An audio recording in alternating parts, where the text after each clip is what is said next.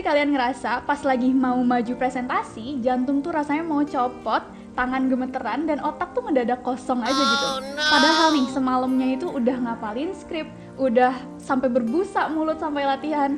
Nah, kita semua pernah ada di titik itu, tapi apa sih jadinya kalau misalkan rasa takut yang melumpuhkan itu sebenarnya menjadi bahan bakar yang justru bisa bikin kamu terlihat sangat karismatik di depan umum? Nah, hari ini kita akan bongkar 5 pro tips yang jarang banget diajarin sama orang terkait public speaking. Nah, jangan lupa untuk siapin catatan kalian karena sesi ini akan mengubah cara kalian bicara selamanya.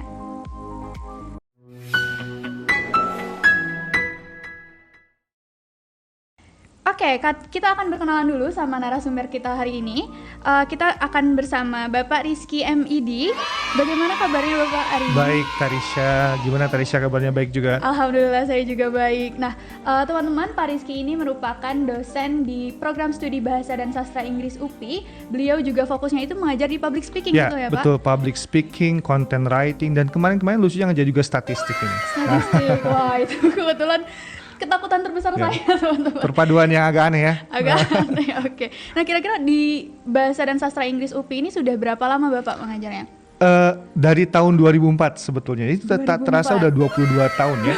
Cuman si mata kuliah public speaking ini memang berkembang sekitar mungkin 10 tahunan terakhir karena kita mencoba melihat bagaimana ilmu bahasa bisa kita terapkan juga dalam konteks ya kebutuhan industri dan dunia profesional gitu. Baik, 2004 ya teman-teman, sama umur saya Bapak.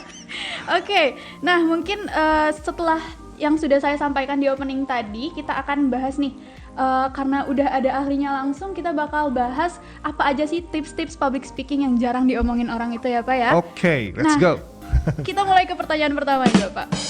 Kenapa sih Pak kalau kita berusaha mati-matian untuk tenang, padahal sebenarnya kita tuh lagi gugup, justru itu tuh bikin kita malah makin gagal?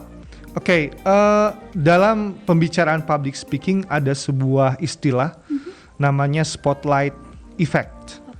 Jadi pada saat kita mau bicara itu kita merasa bahwa perhatian semua orang tertuju kepada kita. Betul. Dan akibatnya secara biologis jantung itu berdegup kencang gitu ya. Kadang-kadang mules, keluar keringat, dan banyak lagi gitu ya bentuk-bentuk reaksi tubuh yang muncul. Nah, sebetulnya isunya itu adalah bahwa kita itu merasa takut pada saat kita ditatap oleh banyak orang. Betul. Saya ingin bilang bahwa mungkin boleh jadi kita itu lebih takut untuk dilihat daripada untuk didengar. Gitu. Nah, karena kondisi physical symptoms itu muncul, orang-orang kemudian mencoba untuk menanganinya ya. Betul. Dengan cara gimana caranya supaya rasa takut ini bisa hilang, rasa cemas ini bisa hilang. Namun sesungguhnya kalau semakin kita lawan, apa yang terjadi sih sebetulnya? Lawan reaksi biologis ini? Tarisha kayak gimana? Kalau saya justru makin kayak ngeblank, makin kayak nggak bisa ngomong, makin kayak udah deh saya diem aja Pak. Nah, hal menariknya adalah konon ternyata dalam sebuah kajian yang sifatnya neuroscience dikatakan bahwa reaksi itu kan reaksi tubuh ya. Reaksi yang sifatnya biologis juga ada kaitannya dengan otak. Justru semakin kita menekannya, semakin kita ingin menghilangkannya, itu tidak bagus. Jadi reaksi detak jantung yang tinggi ini sebetulnya serupa dengan reaksi pada saat kita mengalami excitement. Excitement itu rasa apa ya? Rasa senang, bahagia gitu, mengalami sesuatu yang menarik. Nah, salah satu pro tipsnya dikatakan tenang itu bagus. Pada saat kita tenang kita bisa bicara dengan enak, dengan terstruktur, dengan baik. Tapi itu biasanya tidak terlalu great gitu ya. Jadi ini ada satu tip, yaitu pada saat kita merasakan rasa takut, coba ubah pola pikirnya. Kita bilang, aduh ini kayaknya gue lagi semangat nih, siap untuk menghadapi tantangan baru, memberikan yang terbaik.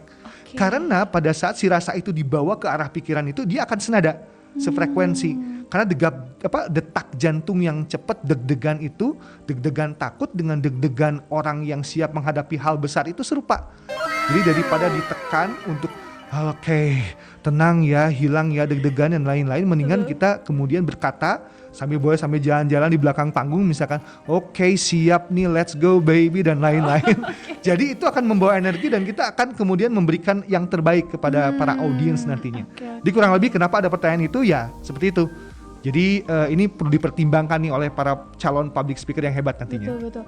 Sebenarnya memang di kalangan Gen Z juga ada nih Pak, ada meme katanya semua itu tergantung mindset. Berarti public speaking juga kayak gitu ya Pak? Yes, karena kan realitas itu ada dua ya. Iya. Ada yang di kepala kita dulu, diciptakan dalam bayangan, kemudian memang di dunia fisiknya. Jadi sebisa mungkin sebelum tampil di panggung itu proyeksikan sesuatu yang bagus-bagus. Aku mau naik ke panggung nanti akan menjelaskan misalkan 1, 2, 3 hal yang sesuatu yang valuable buat audience. Mereka akan merasa kemudian terinspirasi. Kemudian mereka akan berbinar-binar dan mereka bisa merubah hidupnya dengan apa yang kita sampaikan, misalkan seperti itu. Jadi positif yang dibayangkannya.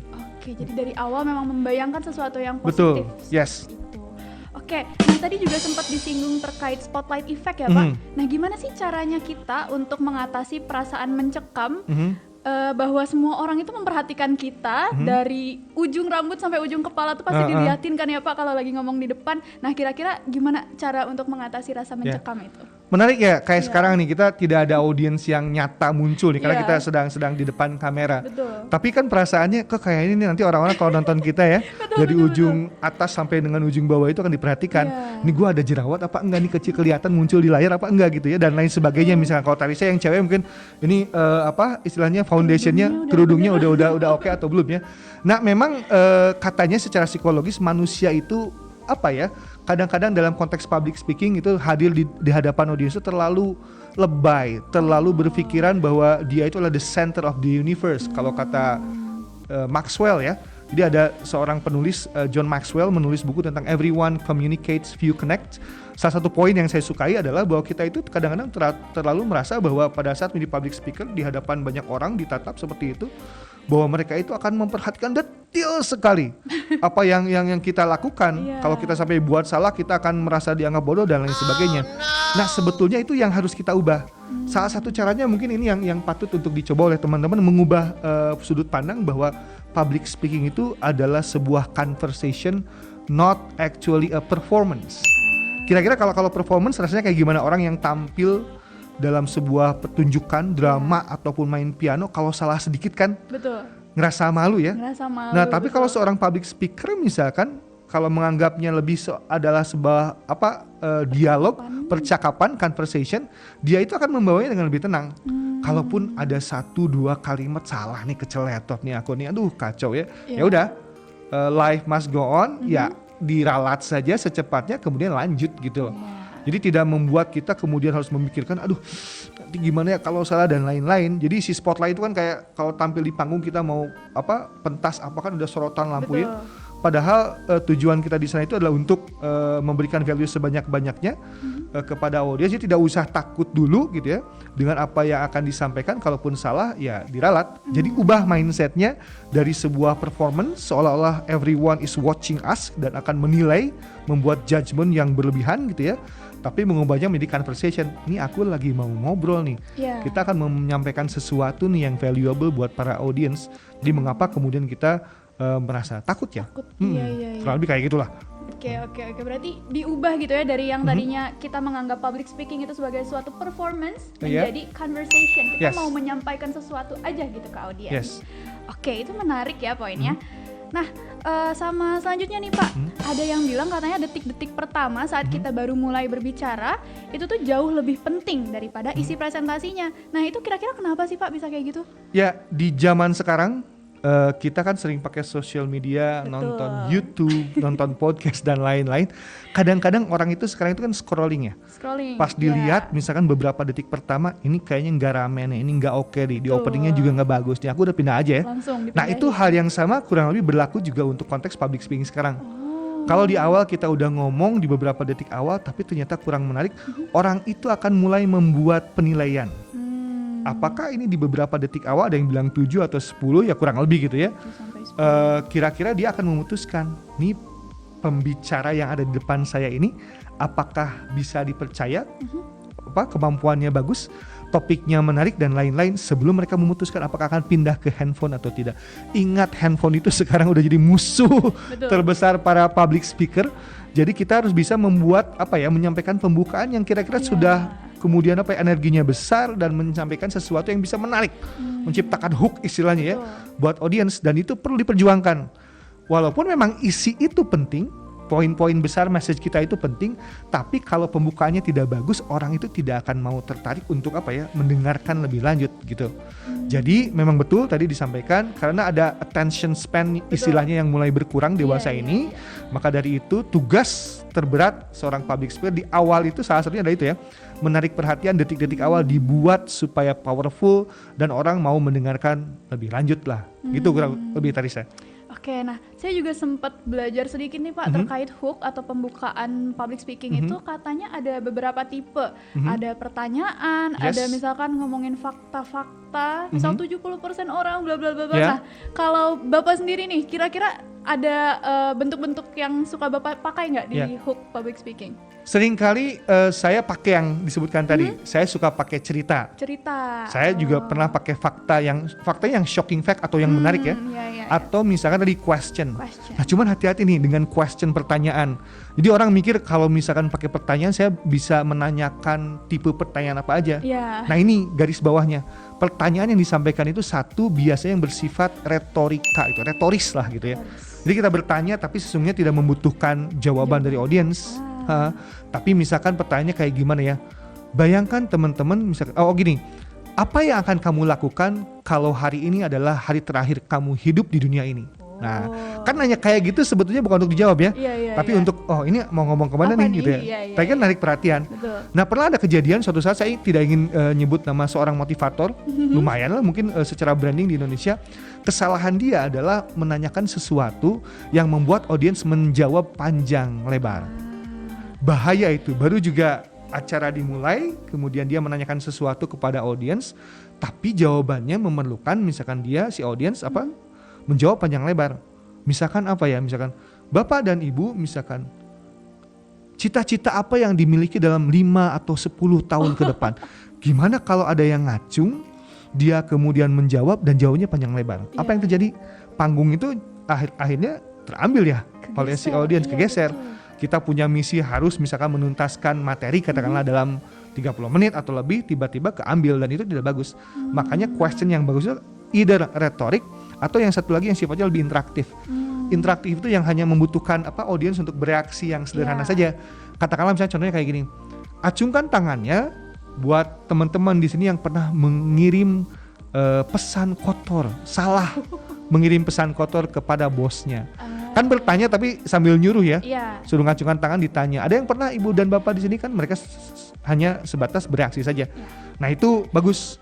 Jadi diantaranya sekali lagi jadi question yang retoris atau yang sifatnya interaktif. Yang kedua tadi ya shocking facts. Dan yang ketiga itu cerita. Di antara ketiga ini saya relatif sering pakai yang cerita ya. Tapi cerita yang personal. Karena yang personal jauh lebih enak. Tapi yang kira-kira orang kemudian itu menganggapnya menarik gitu. Tapi memang buat yang pingin pakai cerita, pastikan bahwa cerita itu relevan dengan apa yang akan disampaikan nantinya gitu. Itulah kurang lebih gambaran awalnya. Nah, mungkin kalau di hook udah oke nih Pak. Nah, tapi saat maju maksudnya saat percakapannya atau mungkin kalau saat opening atau hook ini udah oke nih Pak, tapi waktu ngomong mulai nih Pak ngeblank. Semua yang udah dilatihan, semua yang udah diinget-inget tuh semuanya hilang. Nah, kira-kira apa sih jurus rahasia agar otak kita tuh nggak tiba-tiba ngeblank saat kita di panggung? Baik, di antara banyak penyebab kenapa orang lupa itu alasannya adalah istilahnya cognitive overload gitu ya. Jadi kita itu tidak disarankan untuk menghafalkan kata per kata, kalimat per kalimat gitu ya pada saat ingin berbicara. Terutama bicara presentasi ada kontennya misalnya seperti itu. Karena apa? Semakin itu dibebani dengan kata yang ini, kita cenderung kemungkinan lupanya itu sangat tinggi. Nah, sebetulnya kan pembicara yang bagus itu cenderung udah paham ya dengan poin-poin besar yang ingin dia sampaikan. Maka dari itu biasanya kita itu diarahkan untuk membuat semacam strategi chunking, create chunks ya, potongan-potongan besar. Jadi yang kita ingat itu adalah alurnya. Di potongan pertama saya akan ngomong ini, di potongan kedua ngomong ini, di potongan ketiga ngomong ini. Kalau ada pembukaan, misalnya pembukaannya nanti pakai cerita, poin satunya ini, poin duanya ini, poin tiga dan penutupnya seperti apa. Itu yang perlu diingat dulu. Dan kadang-kadang yang membantu lainnya adalah menentukan jumlah poin besar yang ingin kita sampaikan. Makanya ada istilah ada 3 is a magic number. Jadi misalkan kita the rule of 3 ya. Itu diantara banyak literatur public speaking mengatakan bahwa kalau kita mengemas poin dalam 3 poin besar itu akan sangat membantu. Satu, mudah diingat untuk kita sebagai pembicara. Yang kedua juga mudah diingat oleh para audiens. Dan kayaknya angka 3 itu membuat kesempurnaan karena membuat pola ya. Ibarat Iya. kalau kita punya titik nih 1 dengan 2 titik kan masih belum pola ya. Betul. Tapi kalau ada 3 nanti entah membentuk segitiga misalnya atau dan lain-lain gitu ya. Nah itu katanya 3 itu bagus untuk dilakukan. Jadi chunking bisa membuat dalam 3 poin. Dan juga yang penting yang seringkali saya ajarkan, saya kadang-kadang belajar untuk berbicara menggunakan alur atau framework yang khusus. Saya sering memakai belakangan yang sering saya coba gunakan apapun topiknya, misalkan dengan menggunakan pola what, kemudian so what dengan now what. Apa sih so what itu? Emangnya kenapa? Iya. Why gitu ya. Kemudian so what terus harus bagaimana gitu ya. Nah itu salah satu yang frame yang bisa digunakan. Atau misalkan gayanya adalah misalkan dengan pendekatan problem. Misalkan katakanlah ini ada sebuah topik masalah ya, kemudian solution dengan benefits dan lain sebagainya. Jadi sebenarnya tidak ada one single way. Kalau kata head of TED Talk itu si Chris Anderson kalau tidak salah, dia bilang there is no one single way ya to deliver a great talk katanya. Tapi itu semua disesuaikan dengan topik yang ingin disampaikan. Tapi di antara yang banyak kemungkinan itu hal tadi ya, kita harus bikin chunking, jumlahnya tidak terlalu besar. Kalau bisa pakai 3 itu oke. Dan ciptakan framework dari 3 itu. Itu akan membantu kita mengurangi istilahnya cognitive overload. Pernah nggak sih pas capek nih harus disuruh sambutan atau ngomong lelah, aduh lupa. Tapi kalau inget poinnya, oh ini apa, what, so what, no what, atau ini problem, solusinya apa, ini apa. Oh ini 3 poin nih, A, B, C. Itu lebih mudah. Jadi lebih mudah diorganize dan ngomong kita tidak akan kemana-mana. Nah gitulah Tarisha. Jadi chunking itu ya Pak Yes. solusinya. Jadi Salah satunya. betul, jangan dihafalkan per kata, itu sangat Betul. sahabat. Kayak teman-teman mahasiswa tuh banyak banget Pak yang kayak gitu, termasuk saya. Kalau awal-awal mungkin saya kayak gitu waktu masih mahasiswa baru tuh, kayak mau presentasi mungkin pertama kali ya Pak. Pertama kali presentasi dalam bahasa Inggris, aduh harus kayak gimana? Apakah nanti bakal ngeblank segala macamnya? Jadi saya ngapalinnya per kata, dan ternyata makin sini presentasi semakin banyak, udah nggak ada waktu lagi untuk menghafalkan. Makanya mungkin tadi bisa dipakai metodenya chunking dan dibagi jadi 3 poin, A, B, C, what, so what, and now what. Jadi gini, paham itu menjadi modal besar untuk menjadi pembicara yang bagus. Jadi pastikan kita paham dulu isinya, kontennya. Nanti pada saat dibawa dengan berbagai framework pun itu lebih mudah. Jadi minimal tahu ini poin besarnya, kan nanti improvisasinya juga tidak kemana-mana. Maka dari itu saya selalu mikirnya kayak gini ya. Ketakutan itu kadang-kadang salah satunya bukan masalah takut oleh audiens banget. Karena takut dia belum paham dengan materinya. Jadi kalau ketakutan yang muncul itu karena memang saya belum paham materi, itu bermasalah. Tapi kalau takutnya saya udah memahami materi, cuman hanya masalah psikologis saja, itu bisa jauh lebih ditangani. Setakut-takutnya orang, kan banyak yang orang yang, Pak saya orangnya introvert nih gitu. Aku gak bisa kayaknya kalau harus ngomong depan publik, padahal dia kontennya bagus, pengalamannya juga hebat. Hanya karena dia merasa introvert dan tidak biasa ngomong di depan publik, dia mencap diri bahwa saya gak bisa. Jadi ini untuk menjawab hal ini ya, ketakutan yang sifatnya seperti ini. Jadi saya pernah menonton konten di YouTube, saya lupa lagi sumbernya dari mana. Dia bilang bahwa ibaratnya, pernah tahu gak orang-orang yang suka ngebersihin kaca gedung tinggi? Kan puluhan lantai itu. Di interview ditanya nih, Bang, ini udah berapa lama ini ngebersihin kaca kayak gini? Udah puluhan tahun Bang. Itu nggak takut nih? Kalau saya sih kalau disuruh ke sana takut. Ya namanya juga saya butuh duit. Awalnya pasti saya takut banget, gemeteran katanya. Ya seminggu, 2 minggu, sampai 2 bulan, 3 bulan, akhirnya mulai nih terbiasa. Jadi kan sekarang udah bertahun apalagi gitu ya, ngelihat ke bawah dan lain. Itu sama hal yang sama juga sama dengan public speaker yang belajar. Dari level menangani diri sendiri, ketakutannya nanti lama-lama melihat pandangan orang, melihat kamera mungkin ya. Itu tidak akan mengganggu langsung sampai ngeblank gitu. Karena udah punya strategi tadi ya. Nah itu yang perlu jadi materi itu menjadi penting. Dan ketakutan Anda walaupun Anda introvert itu bisa ditangani dengan latihan yang berulang-ulang. Oke. Jadi kuncinya paham materinya ya Itu Pak? salah satunya, betul. Siap. Nah terakhir nih Pak, kalau tadi udah bisa mengatasi ketakutan sama ketakutan ngomong dan lain sebagainya, nah gimana cara membangun hubungan yang akrab sama audiens supaya kita tuh terlihat lebih karismatik gitu Pak? Jadi ngomongnya tuh nggak satu arah aja. Nah pada saat kita berada di panggung atau di atas podium, sebetulnya tugas seorang public speaker, pembicara itu adalah untuk membangun koneksi dengan audiensnya. Jadi perlu diingat itu. Nah untuk bisa karismatik itu kan koneksinya harus terbangun. Betul. Salah satunya adalah belajar untuk mengatur tatapan mata. Ini sesuatu yang bisa jadi paling menakutkan buat banyak orang ya. Jadi menatap mata lebih dari satu pasang mata itu kan tantangan buat banyak pembicara ya. Jadi ada prinsip untuk menciptakan koneksi itu adalah I can see your eyes, you can see my eyes, I can see you, you can see me, and we can see each other. Berarti kan koneksinya akan terbangun. Nah, yang harus dilakukan pada saat audiensnya lebih dari satu kan banyak ya. Kita harus membagi tatapan. Jadi ada istilah one person, one thought. Satu orang, satu pemikiran, satu ide, mungkin berapa detik ya, satu kalimat, baru pindah. Jadi kalau di depan kita nih ada sekelompok orang, audiens misalnya ada 30 orang ya di ruangan, biasanya bisa polanya bisa macam-macam. Ada yang bilang pola M dari belakang ke depan, ke belakang tengah, kemudian nanti ke kanan depan, ke belakang lagi. Yang penting tersapu lah. Dia ada kiri, kanan, kiri, tengah, kanan, nanti balik ke depan, balik ke belakang, diatur. Tapi prinsipnya tetap satu orang, idenya selesaikan dulu, baru pindah. Jadi jangan istilah jumping eyes nih, mata kanan ke kiri kemana-mana atau matanya melihat ke langit-langit. Awalnya memang terasa tidak nyaman ya. Betul. Ditatap mata langsung bola mata kedua bola mata ini gimana gitu.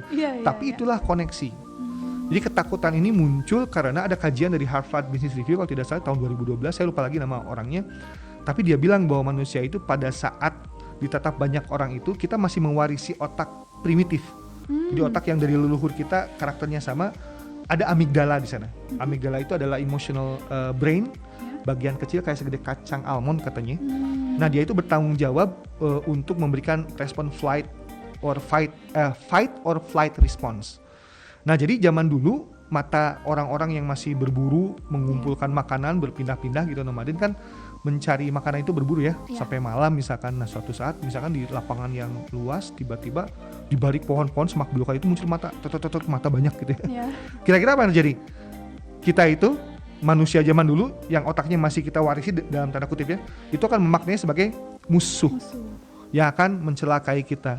Nah, konon si amigdala itu sampai sekarang masih memaknai tatapan itu kalau belum terbiasa, ini orang-orang di depan gue nih pada ngelihat ini mau ngejudge musuh ya, akan berbuat jahat kepada kita. Jadi masih terasa, makanya ada istilah fight and flight, kadang-kadang juga mempengaruhi koordinasi otot kita secara biologis, keringetan lah dan lain-lain. Jadi memang tatapan mata itu perlu ditaklukkan supaya kita bisa lebih karismatik. Kalau kita melihat orang lompat-lompat, orang tidak percaya kadang-kadang ini dia tuh kayak gimana ya, bisa dipercaya apa enggak. Tapi kalau bisa yakin melihat satu, melihat lain, itu membantu kita juga membangun trust jadinya. Jadi si public speaker ini akan dianggap lebih karismatik gitu ya, kurang lebih kalau istilahnya Tarisha. Punya pengalaman Tarisha dengan tatapan mata gimana selama ini? Bapak. Nah tadi jujur poinnya menarik ya, yang terkait otak primitif yang masih diwariskan ke kita itu, karena saya pribadi juga waktu awal-awal public speaking di depan umum itu rasanya wah, ini kayaknya saya kalau salah sedikit udah orang-orang pasti ngejudge saya, pasti saya dicap jelek sebagainya. Tapi setelah tadi coba trik yang namanya jumping eyes, tapi gak langsung bisa juga sih Pak. Saya lebih ke kayak waktu jumping eyes itu mungkin jumping eyes justru yang dilarang. Jadi maksudnya terlalu sering menatapnya terlalu cepat. Pindah. Nah, itu nggak bagus. Itu jadi harus one thought, one person gitu ya. One person, one thought, pindah, sampaikan dulu saja. Nikmati saja ketakutan, nanti lama-lama kayak otot ini ya. Yang dilatih nanti kita mulai terbiasa sebetulnya. Cuman gini, catatannya, tatapannya itu bukan tatapan yang intens. Kan kalau di kita kalau terlalu natap terlalu dalam, terlalu dekat itu nggak, tapi tatapan yang bersahabat, ringan. Dan itu harus disertai dengan gestur yang enak juga ya. Jadi wajahnya juga kita harus menunjukkan senyum dan lain-lain. Bukan tatapan yang berubah kayak tatapan orang yang, tahu nggak kalau ngelihat orang yang benci gitu, ngelihat kayak gitu ya. Kan kalau di Bandung misalkan ngajak dulu, gara-gara ngelihatnya saking intensnya. Jadi bukan, jadi melihat tanda kita menghargai, kita menyampaikan ini menyampaikan ide, mencoba berkoneksi gitu. Tapi yang hangat gitu ya istilahnya, bukan yang tatapan yang terlalu intens gitu ya. Karena kalau seperti itu nantinya bukan jadi karismatik gitu ya, tapi terkesan nih pembicara ngapain sih natap saya dengan saya seperti itu. Itu ya kurang lebih yang perlu diatur. Jadi durasinya one person one thought, dan juga tadi ya didistribusikan dengan pola entah W, entah M, atau mungkin juga ya satu di kiri, ke kanan, ke tengah, tapi tidak kemudian jumping yang terlalu cepat. Gitu loh. Karena sebenarnya kalau jumping ice juga kita juga lupa nggak sih Pak poin yang mau diobrolin apa, karena belum beres kita udah fokusnya tuh Betul. udah bagi-bagi. Ya, maka dari itu ya, jadi si mata ini isu yang ngapain sih ngurusin mata ya dalam public speaking. Betul, Tapi betul, itu betul. karena kita harus menghadapi audience, si mata Betul. ini menjadi hal yang perlu kita kontrol. Betul.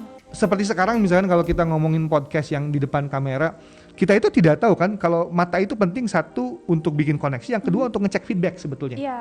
Apakah audiens kita paham atau tidak, kan melihatan yang mengangguk, yang tersenyum gitu ya, binar-binar matanya. Iya. Nah yang capek itu podcast kayak gini sebetulnya.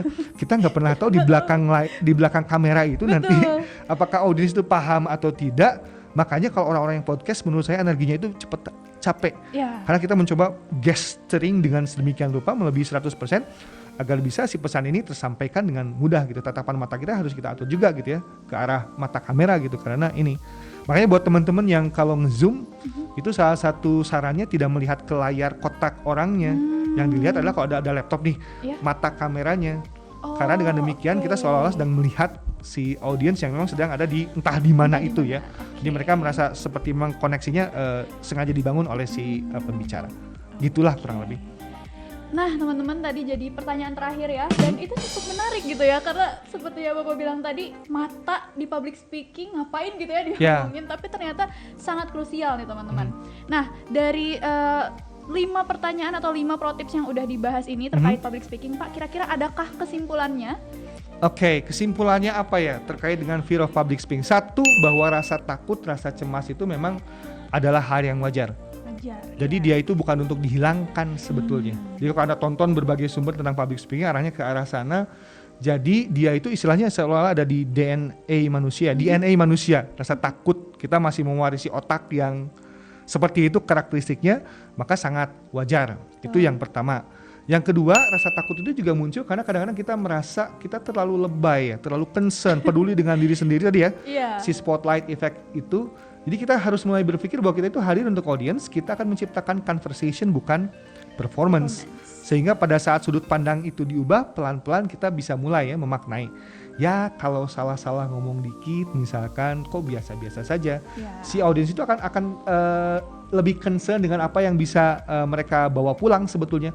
Tidak akan membahas mengenai outfitnya si pembicara gitu ya, ataupun masalah jerawatnya atau apalah, tapi mereka itu pada saat mendengarkan, oh iya ya ini value-nya terasa, poin-poinnya bagus, justru itu yang mereka pikirkan. Jadi kita itu harus bisa mengubah sedikit-sedikit, memang tidak semudah yang dibayangkan, butuh jam terbang juga, nanti lama-lama si rasa takut itu bisa kita alihkan gitu ya, energinya menjadi sebuah semangat bahwa kita akan bisa memberikan yang terbaik lah, Tarisha, kurang lebih seperti itu. Oke, baik teman-teman semua, itulah dia percakapan antara saya dan juga Bapak Rizky MED terkait Mastering Your Speaking Anxiety, terkait fear of public speaking ya teman-teman. Semoga yang kita bicarakan hari ini tuh bisa bermanfaat bagi teman-teman semua, dan khususnya teman-teman public speaker pemula gitu ya, supaya nggak takut-takut lagi gitu, dan nggak apa-apa kok takut itu ya Pak ya. Betul. Nah, saya Tarisha dan saya Rizky. Kita ketemu lagi di Public Speaking Deep Dive episode selanjutnya. Oke, see you again. See you.